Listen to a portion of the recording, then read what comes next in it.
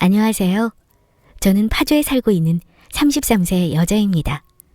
전 오늘 똥차 치우면 벤츠 온다는 이야기의 표본인 저의 이야기를 들려드리고자 합니다. 남들보다 조금은 늦은 나이에 회사에 입사한 저는 일에만 미쳐 있었어요. 그렇게 한 1년이 흘렀을 때쯤 회사 내에 인사이동이 생기면서 타 부서에서 우리 부서로 남자 팀장님 한 분이 온다는 소식을 들었습니다.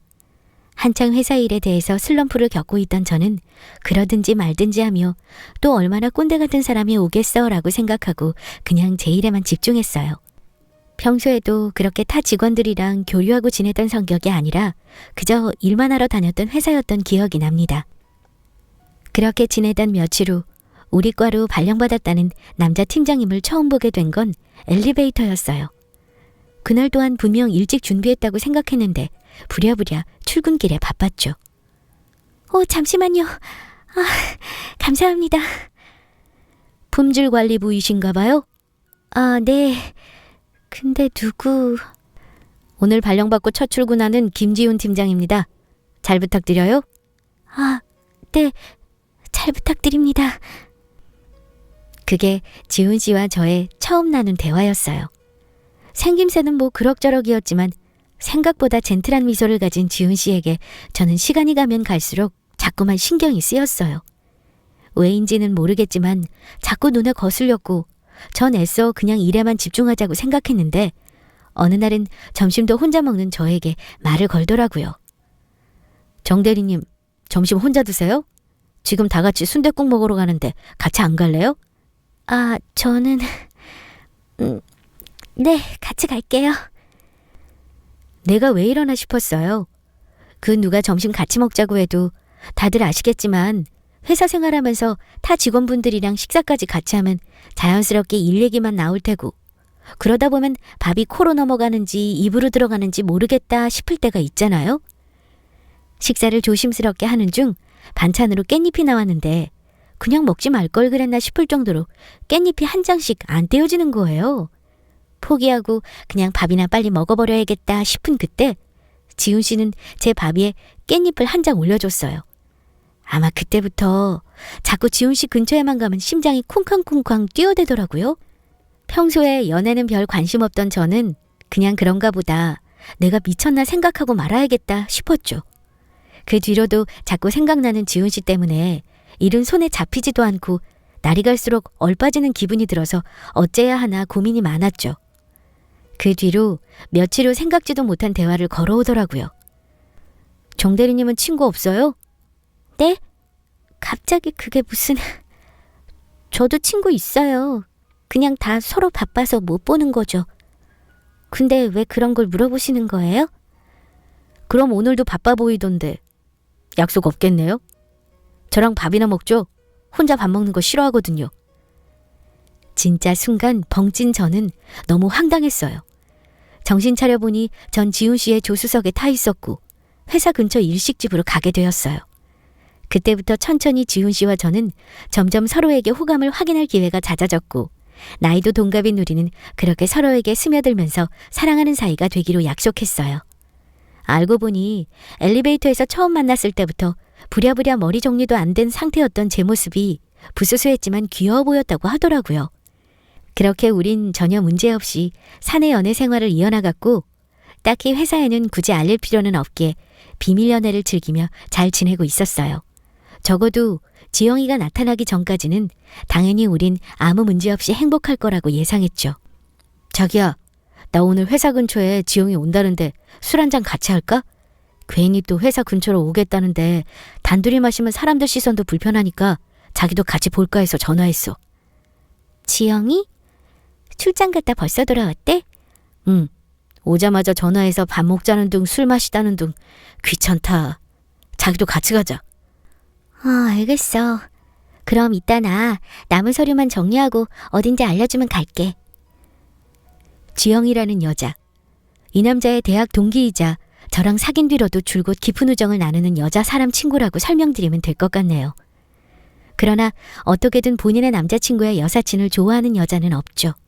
그래도 너무 어릴 때부터 친구였고 매번 저와도 자주 보는 사이라서 그렇게 신경이 쓰이진 않았습니다.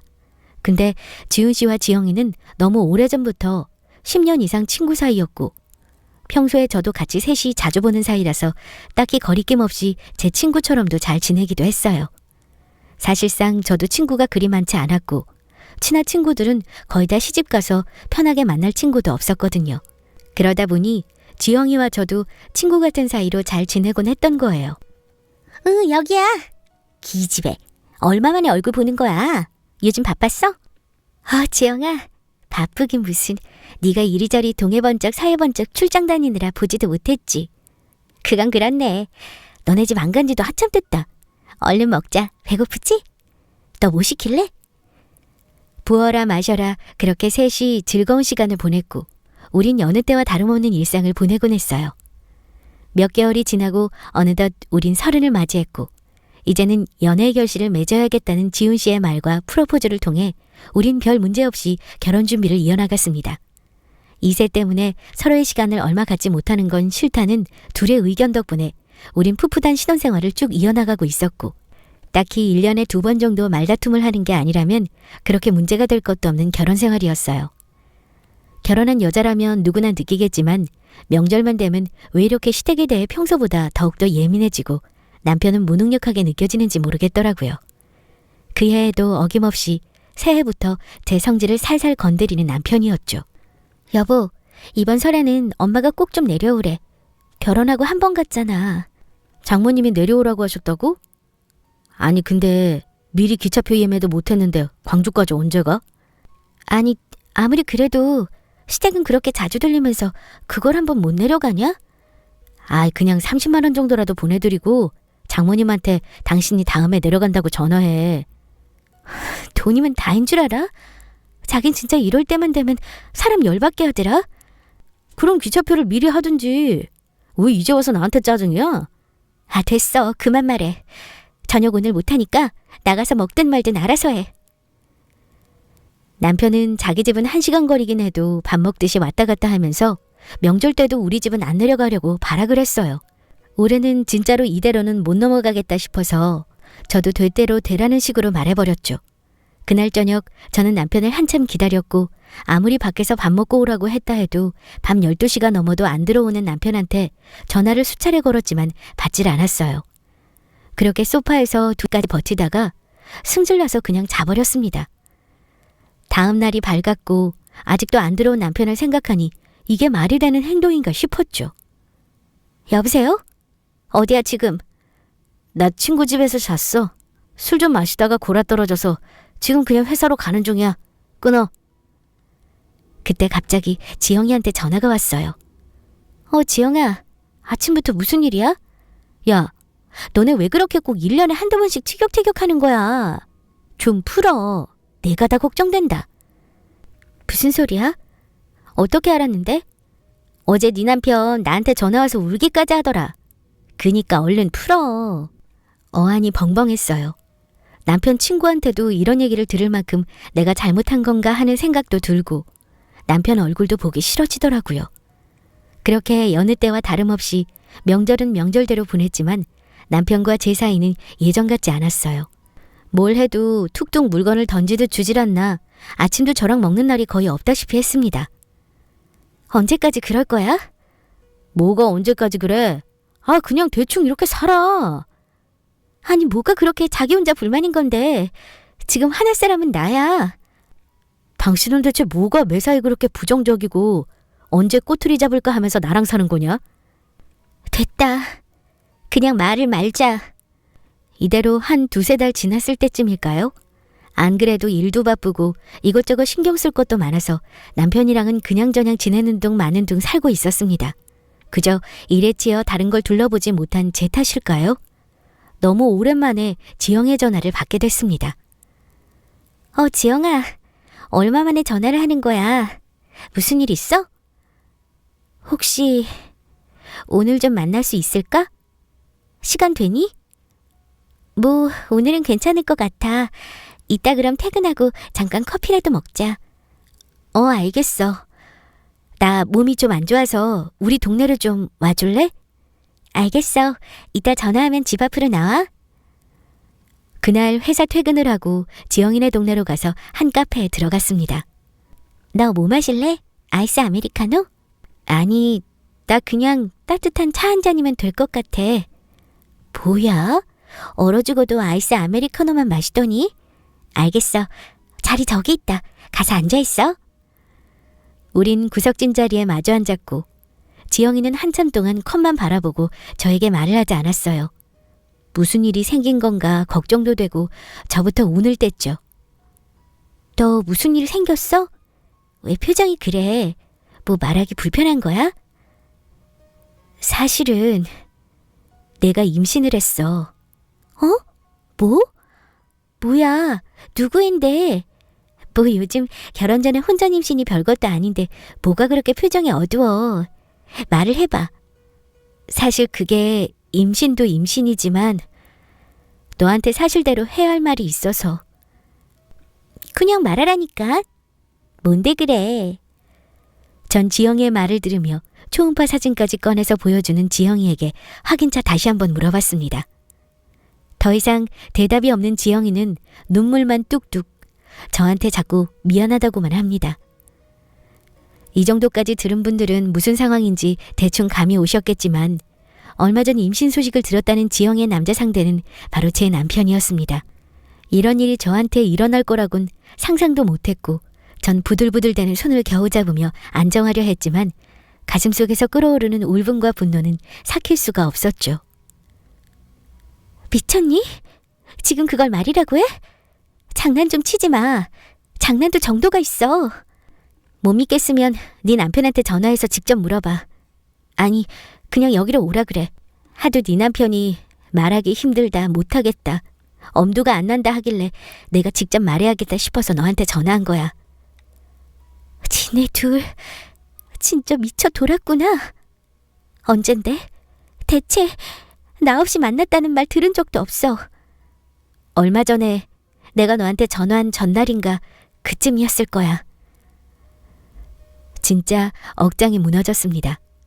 지영이가 말하는 바로 그날은 저와 남편이 명절에 친정 가는 문제로 다투고 저녁 먹으러 나가버린 남편이 안 돌아온 그날입니다. 진짜 미안해.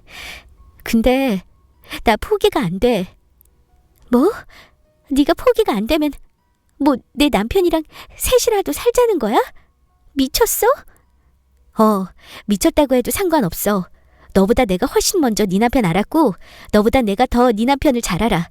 다만 타이밍이 좋지 않아서 너랑 결혼을 했을 뿐이지. 그날도 난 피눈물이 흘렀어. 도저히 난 이 애도 네 남편도 포기 못해. 이혼해줘 그냥. 네가 정신 나간 소리를 계속하는구나. 이혼? 맘 같아선 둘 다 묶어서 바다에 던져버리고 싶은 심정이야. 얼마나 사람이 뻔뻔한 건지 말로 표현이 안 된다. 어차피 너희 당장 애 낳을 생각도 없고 어쩌다 보면 애가 안 생길지도 모르는 거잖아. 결혼은 네가 먼저 했어도 애는 내가 먼저 생겼는데 그럼 애를 물을 수는 없는 거잖아. 너랑 더 이상 할 말이 없고 네 얼굴 꼴도 보기 싫다. 가서 내 남편한테 들을 테니까 다시는 전화하지 마. 전 그렇게 카페를 뛰쳐나오듯 빠져나왔고 바로 남편한테 전화를 걸었습니다. 지금 당장 집으로 와. 뭔데? 나 지금 밖이야. 임사원 밥 사주고 스크린 골프 좀 치고 들어갈게. 헛소리 하지 말고 당장 집으로 오라고 했다. 전 그대로 집으로 갔고 남편은 저보다 30분 정도 늦게 집에 도착했더라고요. 진짜 어디서부터 무슨 말을 꺼내야 할지 엄두가 나지 않았는데 남편을 보자마자 윽박을 지르게 되더라고요. 네가 제정신이니 지금? 아니 뭔데 그렇게 자초지종 설명 없이 짜증이야. 지영이 임신했대. 근데 그게 네 애라는데 내가 이걸 믿어야 되는 거니? 아니 그게... 네가 지금 한숨 쉴 때야? 할 말 없어? 입에 달렸으면 무슨 말이라도 해봐. 그날 나도 제정신이 아니었어. 미안해. 그게 그렇게 됐는데 나도 요즘 너무 힘들고 답답하고 외로웠어. 웃기고 있네. 날 외롭게 한 게 너야. 이럴 거면 왜 결혼하자고 했니? 지영이랑 가서 잘 먹고 잘 살면 되지. 왜 나를 괜히 건드려서 사람을 이렇게 만들어? 그래서 지금 어쩌자는 거야? 내가 입이 10개라도 할 말이 없다. 미안하다. 이혼해주라. 이혼? 이혼해달라고? 너나 지영이나 진짜 뻔뻔함이 하늘을 찌른다. 그래, 네가 원하는 대로 이혼해 그럼. 위자료 두둑하게 안 챙겨 넣으면 후회할 거야. 당장 짐 싸서 나가. 진짜 미안해. 어쩔 수가 없다 나도.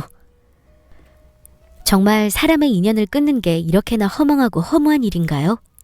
그렇게 남편이라는 사람은 저를 뒤돌아보지도 않은 채 간단한 옷까지만 몇 개 챙겨서 나가버렸습니다. 빈집에 혼자 멍하니 있다 보니 눈물도 말라버리더군요. 그냥 악착같이 살던 내가 무슨 죄라고 이런 일이 생기나 싶었지만 이대로 무너질 순 없었습니다. 정신 차리고 다시 힘을 내야 했고 아직 젊은 나이에 불행 중 다행이었던 신의 한 수는 아이도 없었기 때문에 얼마든지 다시 오뚜기처럼 벌떡 일어서야 한다는 생각뿐이었습니다. 그렇게 이혼을 한 후 일에 집중하고 다시 제 인생의 패턴을 찾아가며 목표를 잡고 열심히 살았어요. 그 누구보다 그 어느 때보다 더 악착같이 살았어야 했습니다. 그렇게 산 지 몇 개월이나 흘렀을까요? 어느 날 집엔 청첩장이 하나 와 있었고 예상하던 전남편과 지영이의 결혼식 소식이었습니다. 저도 모르게 다리가 풀렸고 마음이 진정되지 않았어요. 그래도 아직 정리가 되지 않은 제 마음 탓인진 몰라도 멀리서나마 얼굴이라도 마지막으로 한번 보자는 마음으로 그날 결혼식에 방문하기로 마음먹었죠. 이제는 제 전남편이 된 사람의 아내가 된 지영이는 하얀 웨딩드레스를 입고 서 있었고 옆에는 지금도 믿기지 않는 모습의 내 전남편이 지영이를 보면서 활짝 웃고 서 있었습니다. 지영이의 모습에서 제 과거의 결혼식 때 모습까지 오마주되면서 알 수 없는 감정에 복받쳐 눈물을 안 흘릴 수가 없었습니다. 이대로 여기 계속 있다간 정말 이 결혼식을 다 뒤집어버리고 싶을 것 같아서 뒤돌아 나가려던 그때 빠져나가려던 저의 손목을 낚아채는 남자가 있었어요. 웬일이야, 동민아. 오랜만이야. 왜 혼자 여기서 울고 있어, 청승맞게. 에휴, 소식은 다 들었다. 나중에 밥이나 함께 먹게 연락처나 좀 알려줘. 다음에 연락할게. 그래 알았어. 나중에 한번 보자.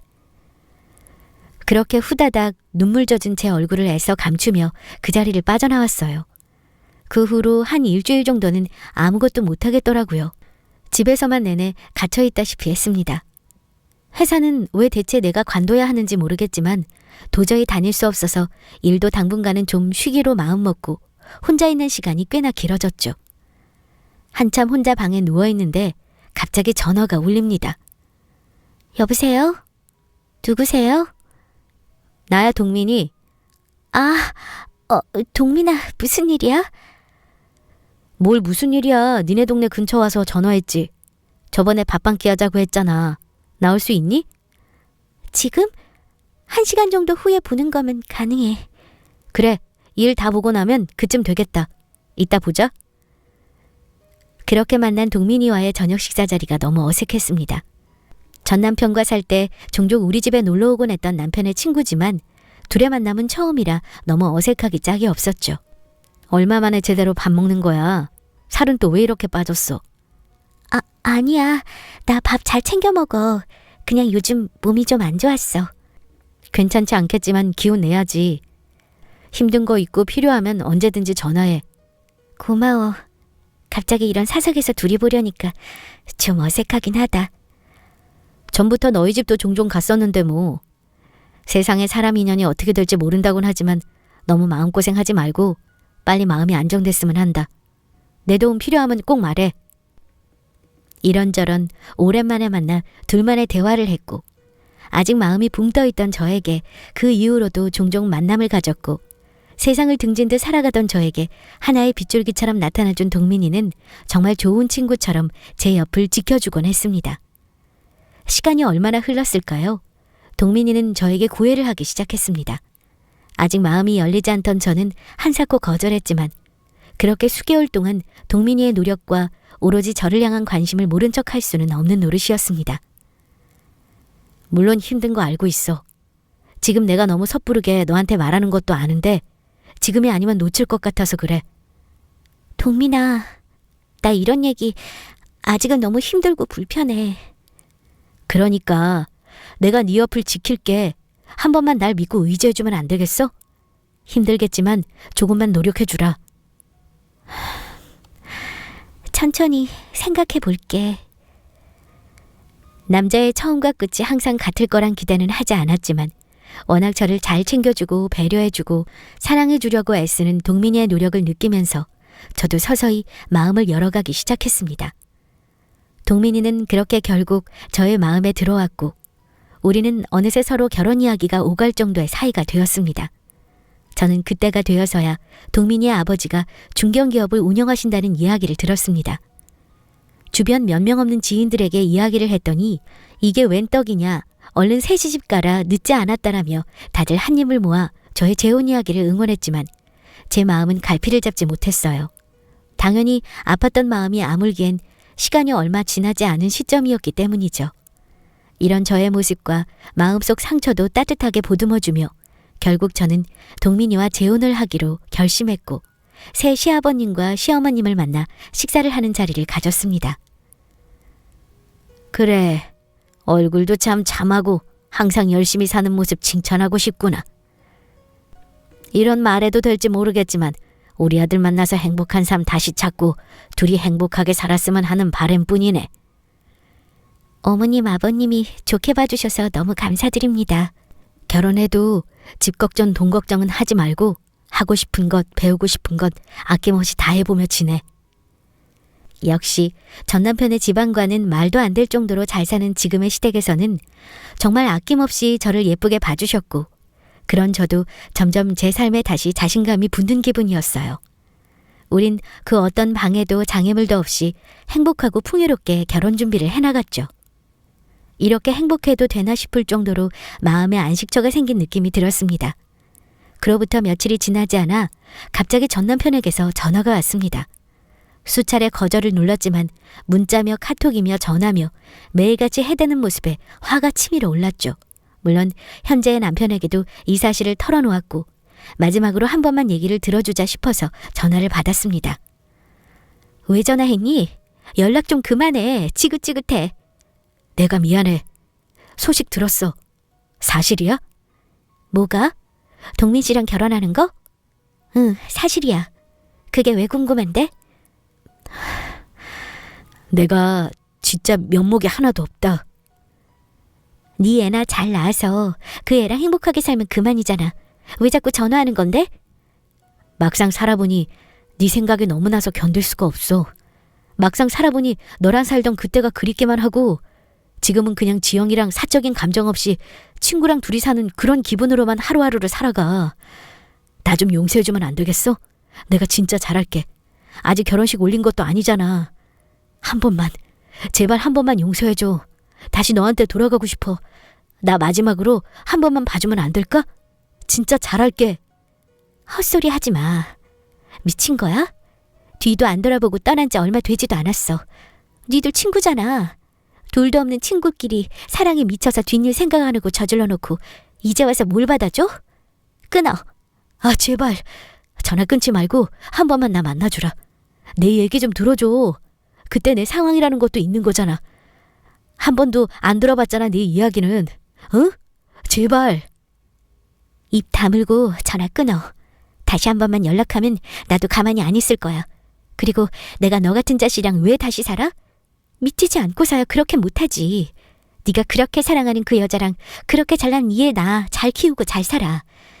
네가 확 돌아버린 그날 덕분에 난 꽃신을 신을 기회가 생긴 거야. 너무 고마워서 절이라도 해줘야겠네. 다신 연락하지 마라. 정말로. 그렇게 전 남편과의 마지막 통화를 끝냈고 별의별 감정이 뒤섞였지만 전 아랑곳하지 않고 동민이와의 결혼에 꼴이 나게 되었습니다. 기대하던 결혼식 날이 되었고 평생의 사랑을 약속하며 동민이와 저는 새로운 삶을 살기로 다짐했습니다. 앞으로 아무 걱정 마. 내가 당신 곁 죽을 때까지 지켜줄 거야. 사랑해. 너무 고마워. 사랑해, 여보. 그렇게 저는 다시 태어난 기분으로 하루하루를 행복하게 살아가고 있습니다. 시간이 지난 지금 아직도 눈에 선하게 그려지는 웨딩드레스 입은 그날의 나, 그리고 그런 내가 결혼식 입장하는 모습을 서럽게 울면서 바라보던 전 남편의 표정이 지워지지 않습니다. 아무리 생각해봐도 전 남편의 눈물 따위는 그동안 제가 흘렸던 피눈물에 비하면 가짠다고 느껴지기만 했어요. 반면 한편으로는 어두웠던 제 모습을 본인의 일처럼 따뜻하게 감싸 안아주고 저의 손을 꼭 잡고 사랑한다고 속삭여주는 지금의 남편에게도 너무 고맙기만 한 날이었어요. 살다 보니 저한테 이런 일도 생기는구나 싶더군요. 저처럼 똥차를 미련 없이 보내버리고 나니 벤츠 같은 남자가 꽃신을 신겨주는 이런 일은 세상 어디에도 흔하게 일어나는 일이 아니겠죠? 요즘에 저는 너무 행복합니다. 저에게 비수를 꽂았던 지영이란 여자와 그 여자에게 미친 전 남편에게 진짜 고맙고 이 은혜를 평생 잊지 않겠다고 다짐하며 요즘도 하루하루를 살아가고 있습니다. 혹시라도 여러분 주변에 이런 비슷한 일로 고민하는 분이 있다면 꼭 미련 없이 뒤돌아 새 삶을 위해 열심히 살아보라고 격려해드리고 싶네요. 긴 글 들어주셔서 감사합니다.